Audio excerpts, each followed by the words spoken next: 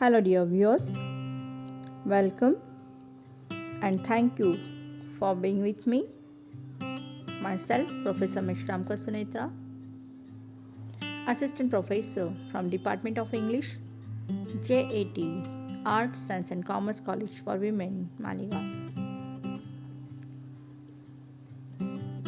The topic of my presentation is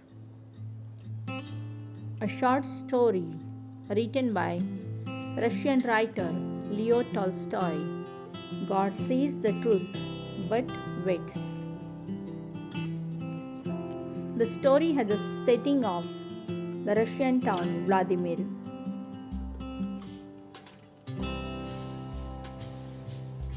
Leo Tolstoy was a Russian writer, a realistic fiction writer. He wrote novels, plays, essays, and short stories. His full name was Count Leo Nikolaevich Tolstoy. Leo Tolstoy's literary period was from 1847 to 1910.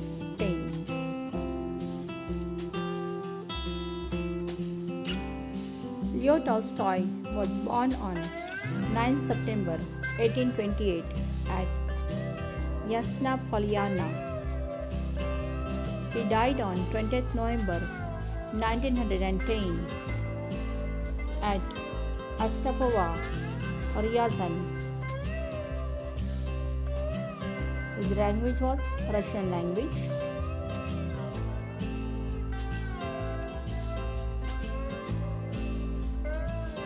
His prominent literary works: War and Peace, Anna Karenina, and Death of Ivan Alexeyevich.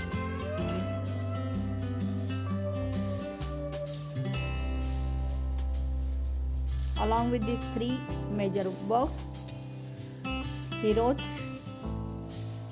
A Confession as well as Resurrection. These two pieces are also called as masterpieces by Leo Tolstoy. God sees the truth but waits. The short story was written in 1872. The story has 5 stages: introduction, rising action, climax, falling action, and resolution. There are 3 major characters in the story: Ivan Dmitrich Aksionov, the protagonist, Ivan's wife Vanya, and Makar Samyonich. Along with these 3 major characters, there are minor characters: the merchant, the police officer, and his 2 assistants. The story is set in Russian town Vladimir. The story opens with the relatively young Aksionov, a well-to-do merchant, living with his family in the town of Vladimir, Russia.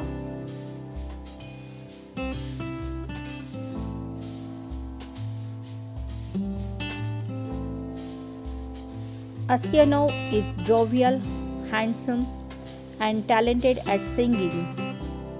He owns 2 shops and a house. However, he has a habit of excessive drinking. As Aksionov prepares to set off for the summer commercial fair at Nizhny, his wife urges him to stay at home, telling him that she had experienced a nightmare in which she saw Ivan's hair turned completely grey. Ivan Aksionov assumes that his wife is worried about his drinking and he laughs off her concerns. Halfway into his journey to Nizhny, Askanov meets a merchant friend at an inn for tea. He and his friend both spend the evening at the inn, and in the morning, Askanov continues on his way. During a break in the journey, as Askanov feeds his horse and plays his guitar, a state official suddenly arrives with two soldiers and begins questioning Askanov, focusing on the prior evening and Askanov's interaction with his merchant friend. Askanov is bewildered, so inquires what is going on. The official introduces himself as the district police inspector and informs Askanov that his merchant friend was murdered at the inn. The inspector orders a search of Askanov's belongings and discovers a blood-stained knife. A terrified Askanov quakes, stammers, and swears desperately and says that the knife is not his knife, but the police inspector accuses him of murdering the merchant and stealing 20,000 rubles from that merchant friend. Askanov is physically bound and escorted to jail. In jail, Askanov is visited by his grief-stricken wife. She collapses upon seeing her husband in prison. She cannot bear to see him in prison clothes. She informs him that his last hope of his release, that is, a petition to the Tsar, has been rejected. She reminds Askanov that she foresaw his troubles in nightmare, and to Askanov's horror and astonishment, asked him to point blank whether he actually committed the murder. Askanov is grief-stricken by his wife's suspicion of his guilt. As a soldier separates Askanov from his wife and children for the last time, Askanov concludes that he can only expect justice and mercy from God, not from anyone on earth, even family members, especially wife. This marks a turning point, after which Askanov begins to pray fervently to God, and he turns towards a strictly spiritual life. Askanov is sent to Siberia. There he remains for 26 years. The fulfillment of his wife's prophecy is seen here, as his hair turned completely grey and he becomes physically fragile and a weak person. Askanov becomes intensely devout and he acquires the titles as Grandpa and Man of God. He spends his prison earnings on saint's calendar. He spends much of his time in jail's chapel, reading the Gospels and singing the devotional religious songs. Askanov never again hears from his wife and children, but he gains respect from his fellow prisoners. They trust him to mediate disputes. They all respect Askanov.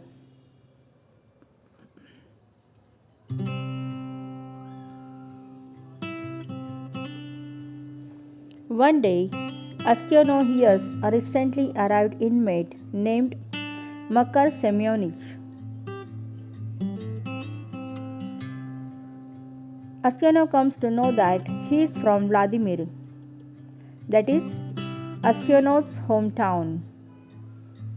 Askanov asks him about his family, and Makar replies that he has heard of them as a well-to-do people. Makar asks Askanov what he was sentenced for. Askanov says that he is paying for his prior sins. But his fellow inmates tell Makar the story of the merchant who was murdered and how Askanov was framed for the killing. Upon hearing this, Makar suddenly seems to recognize Askanov, expressing surprise that he and Askanov have met again after so many years. Makar's reaction leads Askanov to speculate that Makar might know who truly murdered the merchant at the inn.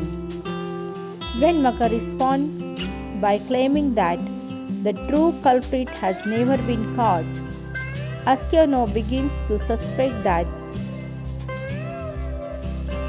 Makar has murdered that merchant.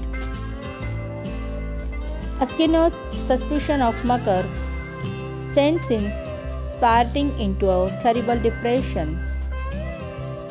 Askanov pictures his long-lost wife and children. He reflects upon his false imprisonment. He becomes so dejected that he contemplates suicide. He feels tempted to take his revenge against Makar by attacking him. One day, Askanov comes across Makar digging an escape tunnel under the wall of prison. When soldiers discover this tunnel, the very next day, the governor arrives on the scene and questions the prisoners. When the governor questions Askanov, he praises Askanov as a spiritual man who always tells the truth. Askanov thinks about informing on Makar as a revenge for Makar setting him up but he ultimately concludes that he does not wish to see Makar paying the same penalty which Askanov received, and therefore Askanov lies to the governor, saying that he witnessed nothing and he does not know who dug the escape tunnel. In this way, Askanov saved Makar. The following night, Askanov finds Makar sitting at the foot of his bed. Makar was deeply affected by Askanov's decision to protect him. He desperately begs Askanov for forgiveness, and he confesses that he is the true murderer of the merchant at the inn. In addition, Makar admits to having framed Askanov by placing the bloody knife in his bag. Makar promises Askanov that in exchange for forgiveness, he will confess the crime to the authorities. Askanov responds with anger, insisting that even if he were to be released from prison, he would still be miserable, as he would have no home or family to return to. However, Makar persists in begging Askanov's pardon. He bursts out sobbing and shares with Askanov how shameful he feels, knowing that a man for whom he caused such suffering took pity on him and safeguarded him from the authorities. As Makar weeps, Askanov begins sobbing as well. He assures his fellow prisoner that God will forgive him. With this, Askanov affirms his ultimate trust in God to forgive and deliver real justice.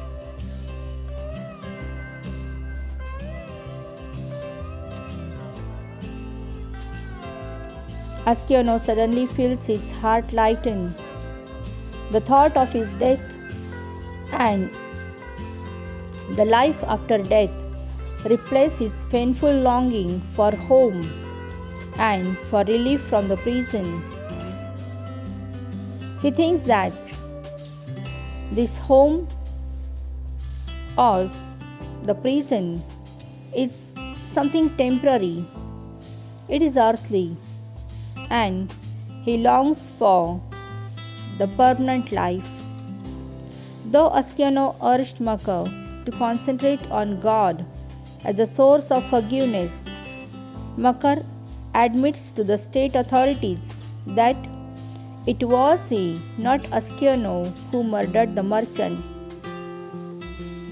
When Makar accepts his crime, Ascanio is released from the prison. But by the time permission for Ascanio's release reaches Siberia, Ascanio is found dead.